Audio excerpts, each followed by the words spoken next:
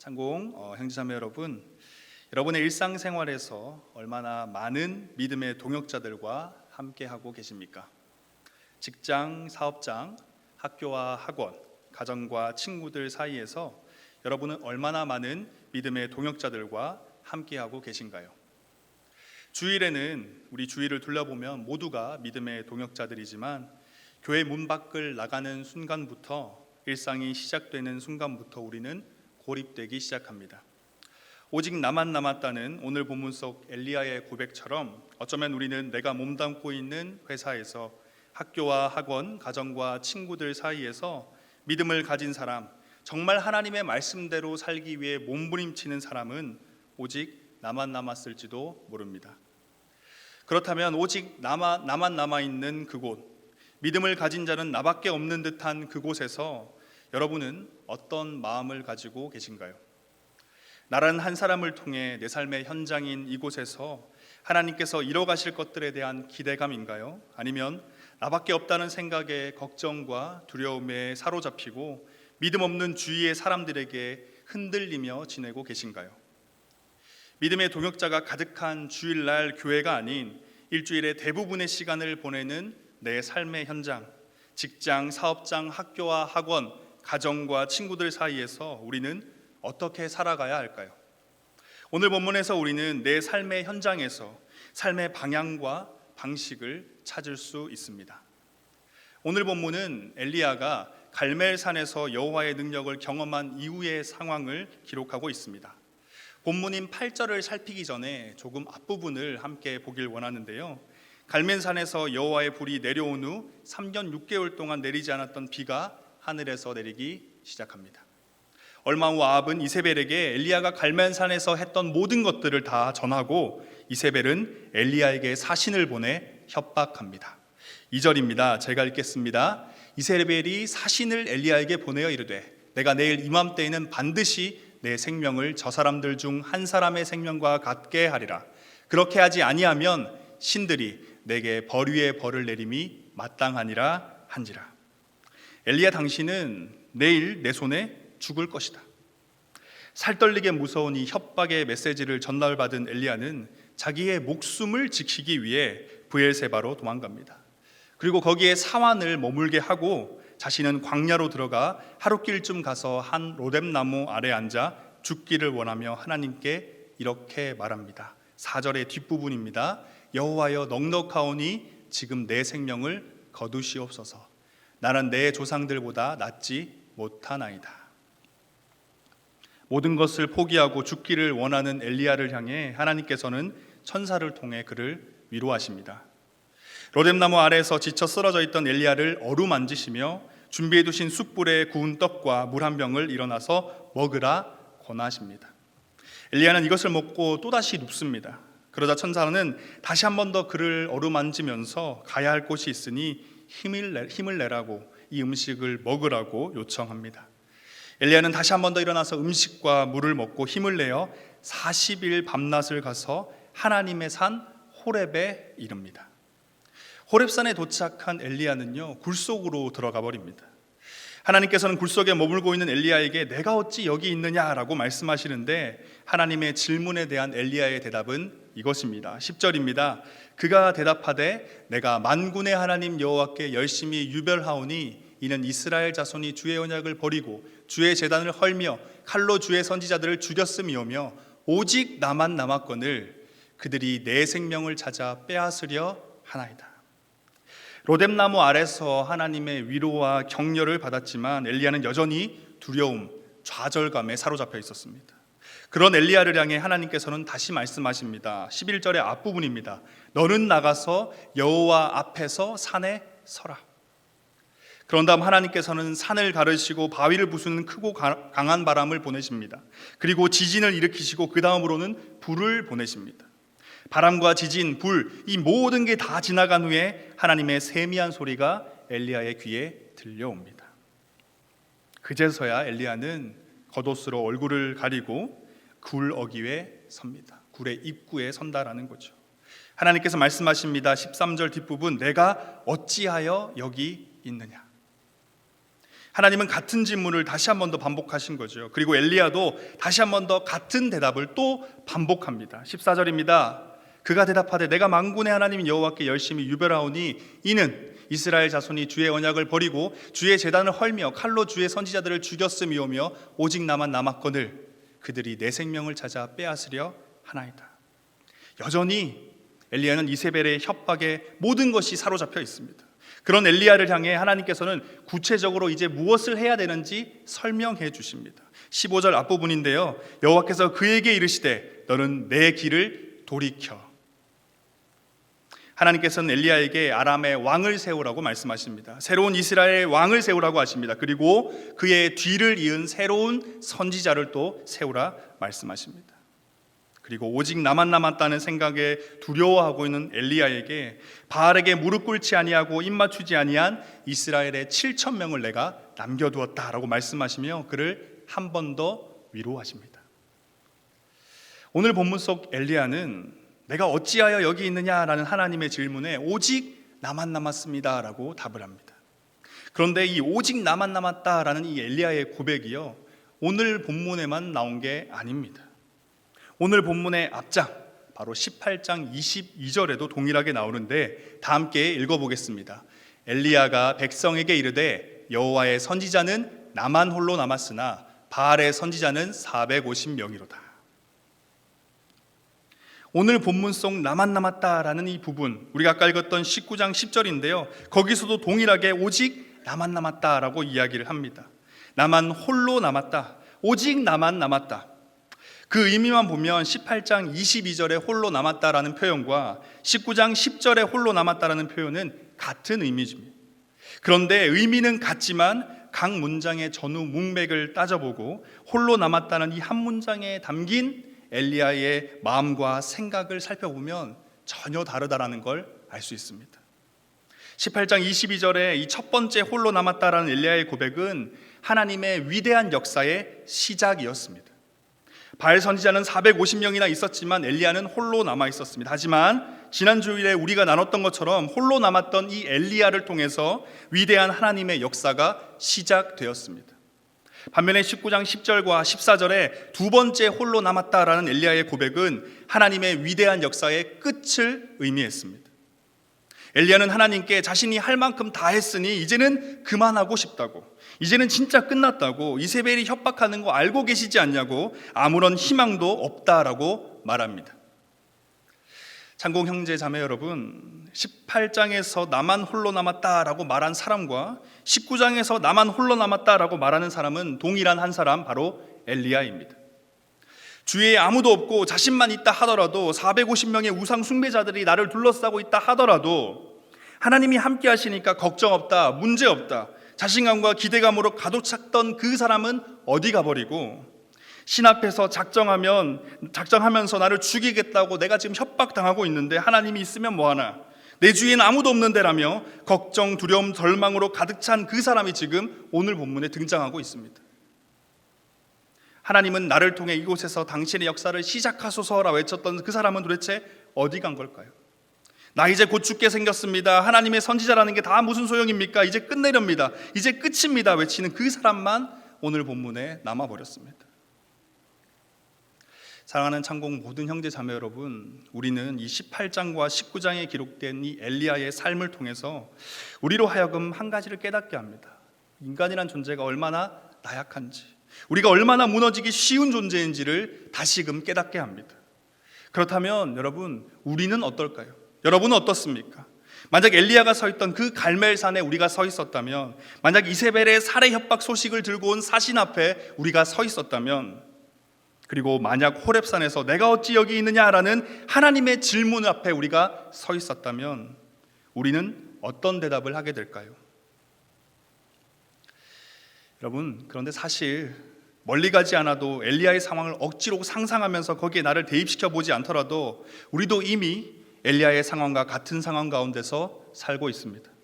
설교를 시작하면서 말씀드렸던 것처럼 우리의 직장과 사업장, 학교와 학원, 가정과 친구들 사이에서 우리는 외로운 삶을 살고 있습니다. 주일에는 다 믿음의 동역자죠. 그런데 교회 문밖만 나가는 순간부터, 일상이 시작되는 그 순간부터 우리는 고립되는 겁니다. 오직 나만 홀로 남은 것입니다. 직장에서도 사업장에서도 믿음을 지키는 사람을 찾기가 어렵습니다. 학교와 학원에서도 말씀 따라 살기 위해 힘쓰는 사람보다 세상의 이야기들을 따라 사는 사람들이 훨씬 많죠. 사랑하는 가족들 가운데도 소중한 친구들 사이에서도 우리와 함께 믿음의 길을 걸어가는 동역자를 만나기는 쉽지가 않습니다. 그리고 안타깝게도 믿음의 동역자가 아니라 오히려 엘리야를 무너뜨렸던 이세벨과도 같은 사람, 우리의 믿음을, 우리의 신앙을 무너뜨리려 하는 그 사람이 나의 삶의 현장 가운데 있기도 합니다. 그 사람은 우리를 조롱하기도 하고요, 모욕하기도 하고요, 협박하기도 하고 유혹하기도 합니다. 돈으로, 승진으로, 권력으로, 성적으로 온갖 다양한 방법을 가지고 이세벨과 같이 우리의 믿음을 흔드는 것입니다. 나의 일상에서, 나의 삶의 현장에서 나만 홀로 남았다라고 생각하고 계시는 창공 모든 형제 자매 여러분, 여러분의 그 홀로 남았다라는 고백은 갈멜산에서 엘리야가 기대감과 소망함으로 외쳤던 하나님의 위대한 역사의 시작이 담겨있던 그 고백입니까? 아니면 호렙산에서 절망과 좌절으로 외쳤던 모든 걸 포기하고 끝을 외쳤던 그 고백입니까? 오늘 설교의 제목, 시작과 끝, 그 중에 여러분의 고백은 무엇입니까? 믿는 사람은 나밖에 없는 우리 부서에서 기대감과 소망을 가지고 나로부터 하나님의 역사가, 하나님의 나라가 시작되길 원하시나요? 아니면 믿는 사람이 이제 아무도 없고 다 떠나고 나만 남은 이 학과, 내 학과에서 더 이상 불편하고 싶지 않고 더 이상 놀림받기 싫어서 이젠 하나님의 역사, 하나님의 나라 모두 포기하고 끝내길 원하고 계십니까? 내 삶의 현장에서 나만 홀로 남아서 오늘 본문 속 엘리야처럼 희망도 소망도 모두 잃어버리고 끝을 생각하고 계신 형제자매님 계십니까? 하나님께서 말씀하십니다. 15절입니다. 너는 내 길을 돌이켜, 내 길을 돌이키라. 사랑하는 창공 형제자매 여러분, 우리의 길을 돌이키길 원합니다. 끝에 서 있는, 끝을 생각하는 여러분, 이제 시작으로 우리의 길을 돌이키길 원합니다. 그 시작을 꿈꾸길 원합니다. 직장과 사업장, 학교와 학원, 가정과 친구들 사이에서 홀로 남은 나를 통해 하나님의 나라가 확장되어 갈 것입니다. 홀로 남은 나를 통해서 그곳에 복음이 전해지고 복음의 씨앗이 묻히고 결국 생명의 열매가 맺어질 것입니다. 인생의 길을 잃고 헤매며 절망과 좌절, 고민 가운데 가득하게 살아갔던 직장 동료가 나를 통해서 삶의 이유와 소망을 찾게 될 것입니다. 주의를 지키며 모두가 함께 예배의 자리로 가는 것을 경험하게 될 것입니다. 오래전 한 찬양의 가사처럼 바로 나로부터 시작되는 것이죠. 그렇다면 나만 홀로 남아있다라는 고백이 갈멜산의 고백, 다시 말해 내가 서 있는 그곳에서 홀로 서 있는 나로부터 하나님의 역사가 시작되기 위해서는 우리에게 무엇이 필요할까요? 오늘 본문은 이를 위해서는 한 가지 행할 것과 한 가지 기억할 것이 필요하다라고 이야기합니다. 18장, 19장에 나타난 이 엘리야의 모습을 잘 비교해 보면요, 가장 큰 차이점이 한 가지 나옵니다. 그것은 바로 기도입니다. 갈멜산에서 바알의 선지자들과 대결할 때 엘리야는 끊임없이 하나님께 기도했습니다. 무너진 제단을 쌓을 때도 여호와의 이름을 의지했고요, 제단에 불을 내려주시길 하나님께 간절히 기도했습니다. 마지막으로 금비를 위해서도 그는 기도했습니다. 하나님이 능력을 보여주실 것이라는 그 확신을 가지고 엘리야는 그 일을 시작했죠. 그런데 기도를 멈추지 않았습니다. 확신이 있었음에도 그는 끊임없이 계속해서 기도의 자리로 나아갔다라는 거죠. 하나님의 역사가 일어나는 그 가운데서도 그는 계속해서 기도했습니다. 반면에 19장에서 엘리야는 기도하지 않습니다. 특히 이세벨에게 살해 협박을 받았을 때 엘리야는 무엇을 했을까요? 기도의 자리로 나아갔습니까? 아닙니다. 그가 이 형편을 보고 일어나 자기의 생명을 위하여 도망하여, 절체절명의 순간에 엘리야는 기도의 자리로 가는 것이 아니라 도망치기 바빴습니다. 오늘 본문에서 그가 했던 유일한 기도는 모든 것을 끝내고 싶다는 절망과 좌절의 기도뿐이었습니다. 기도, 바로 이것이 홀로 서 있는 나로부터 하나님의 역사가 시작되길 원한다면 우리가 행해야 하는 한 가지입니다. 제가 창운대 교회에 온 지 아직 한 달이 되지 않았는데요, 그리 길지 않은 시간임에도 벌써 제 마음 가운데 깊이 새겨진 담임 목사님의 가르침이 있습니다. 그건 바로 기도하라입니다. 기도로 시작하는 하루가 얼마나 능력 있는 하루인지, 기도 가운데 하나님께서 얼마나 놀라운 일들을 깨닫게 하시고 보여주시는지 목사님께서는 그것을 말씀하시면서 계속 강조하십니다. 그렇습니다. 우리 사랑하는 모든 창공 형제 자매 여러분, 우리에게도 동일하게 이 기도가 필요합니다.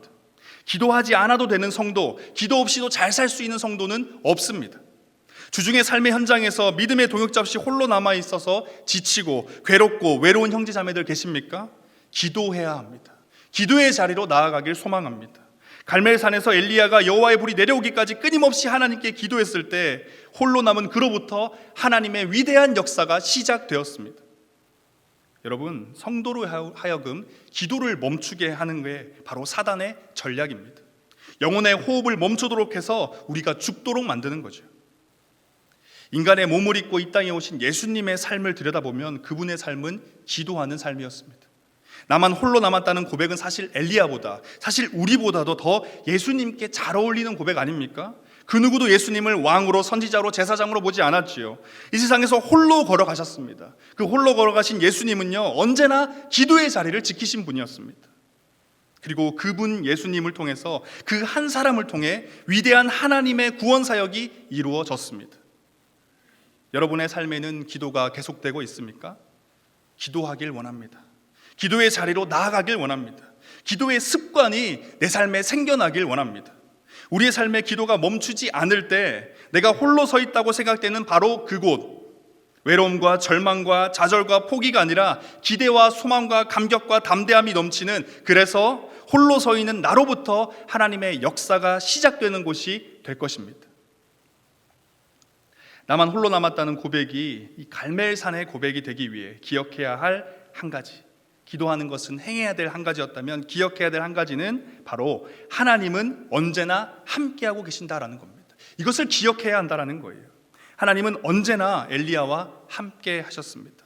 갈멜산에서도 이세벨의 사신에게 살해 협박을 듣고 있던 그 순간에도 그 협박에게 두려워하며 도망쳤던 브엘사바 근처 광야의 한 로뎀나무 아래에서도, 그리고 호렙산에서도 하나님은 엘리야와 함께 하셨습니다. 저는 오늘 본문을 묵상하면서 특히 이 로뎀나무 아래의 상황과 호렙산의 상황이 굉장히 인상 깊었는데요. 하나님께서는 엘리야가 지금 어떤 마음이 있는지, 어떤 생각을 가지고 있는지 뿐만 아니라 그의 몸의 상태까지도 세심하게 살피고 계십니다. 로뎀나무 아래서 절망 가운데 모든 것을 포기하고 싶어 했던 이 엘리야를 하나님께서는 천사를 통해 그를 어루만지시죠. 그리고 숯불에 구운 떡, 물, 이 모든 것들을 준비하시고 일어나 먹으라라고 요청하십니다. 하나님께서는 엘리야의 영적인 회복을 위해 그를 어루만지시고 그의 육적인 회복을 위해 먹을 것을 준비하셨습니다. 이뿐만이 아닙니다. 하나님께서는 엘리야에게 직접 말씀하시고 그를 만나기 위해 호렙산으로 그를 초청하십니다. 하지만 안타깝게도 호렙산에 도착했지만 엘리야는 굴 속으로 바로 들어가 버립니다. 저는 이 호렙산에서 하나님과 엘리야의 모습을 보면서 학교나 학원에서 친구들과 싸우고 속상한 일이 생겼을 때 집에 들어오자마자 문을 쾅 닫고 자기 방으로 들어가 버렸던 청소년 시절의 저의 모습이 떠올랐습니다.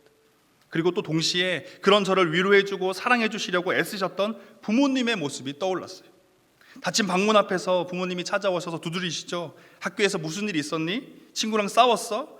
걱정 가득한 마음으로 이야기하시던 이 부모님의 마음과 같이 하나님께서는 속이 상한 엘리야를 위로하기 위해서 닫힌 문을 두드리십니다. 그를 부르지요. 내가 어찌하여 여기 있느냐? 오직 나만 남았습니다 라면서 여전히 절망과 좌절, 고통과 두려움에 빠져있던 엘리야에게 하나님은 굴 속에서 나와서 내 앞에 서라, 나와 이야기하자, 나를 만나자라고 말씀하십니다. 그리고는 바람 지진 불을 보내시는데요, 그 가운데 하나님은 없었습니다. 대신 모든 것이 지난 후에 하나님의 세미한 소리가 엘리야에게 들려오고 엘리야는 그제서야 굴 입구로 나와 섭니다. 여전히 몸도 마음도 지칠 대로 지쳐있는 그를 향해 하나님께서는 그에게 무엇을 어떻게 행해야 할지, 이 상황을 어떻게 이겨나가야 할지 굉장히 구체적으로 설명해 주십니다. 사랑하는 창공 형제 자매 여러분, 우리의 하나님은 결코 우리를 그분의 계획을 완성하기 위한 하나의 도구 혹은 하나의 소모품으로 우리를 여기지 않으십니다. 그렇게 대하지 않으신다는 거예요.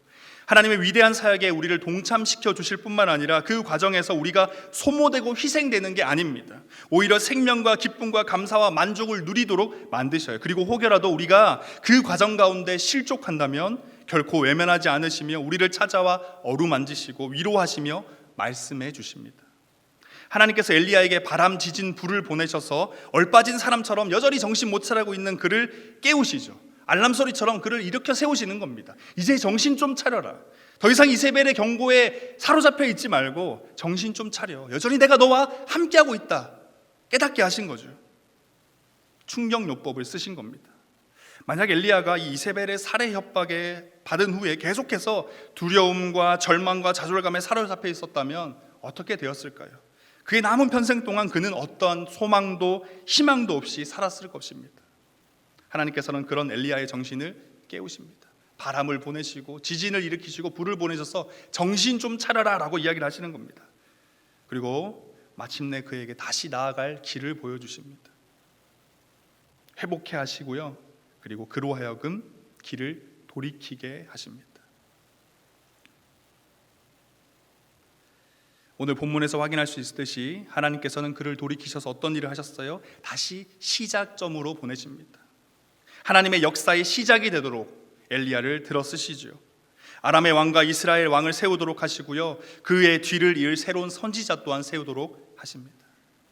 나만 홀로 남았다는 고백이 갈멜산의 고백이 되기 위해 믿음을 지킨다는 이유로 끝없는 유혹과 핍박, 조롱과 모욕을 당하고 희생과 폐해를 입을 때 좌절과 절망과 포기가 아니라 홀로 남은 나로부터 시작될 것이라는 소망과 희망을 가지기 위해서는 하나님께서 나와 함께하고 계시다는 것을 기억해야 합니다. 그것을 잊으면 안 된다라는 겁니다. 장로 형제 자매 여러분, 하나님은 이곳 교회 건물 안에만 함께 계시는 것이 아닙니다. 동료 중에 믿는 사람 한 명 없는 그 회사에서, 말씀대로 살기 위해 애쓰는 사람 한 명 없는 내 학과에서, 나만 홀로 남았다고 생각되는 그 모든 곳에서 하나님은 변함없이 우리와 함께 하십니다. 우두커니 서 계신 것만 아니라요, 우리를 어루만지시고 우리에게 힘을 주시고 우리가 정신 차리지 못할 때 정신 차리게 하시면서 우리와 함께 하십니다. 나의 직장, 사업장, 학교와 학원, 가정과 친구들 사이에서 시작을 꿈꾸며 나로부터 하나님의 역사가 이루어지길 기대하기보다는 오히려 끝을 이야기하고 외롭다, 절망적이다, 좌절 가운데 무너져버린 형제 자매님들이 계시다면 오늘 이 시간 길을 돌이키길 원합니다. 지금 이 순간 우리가 드리고 있는 이 예배를 통해서 하나님께서는 우리의 아픈 그 마음을 위로하시고 어루만지시며 지친 우리에게 힘을 주실 것입니다. 다시 한 번 더 하나님을 바라보도록 우리를 깨우쳐 주실 것입니다. 여러분, 기도하길 원합니다. 기도가 습관이 되길 원합니다. 하루의 시작이 기도가 되길 원합니다. 그리고 우리와 언제나 함께하고 계시는 그 하나님을 어느 때든지 어디에서든지 상관없이 기억하길 소망합니다. 하나님의 역사하심이 시작될 우리 창공 모든 형제 자매님들과 모든 성도님들을 축복합니다.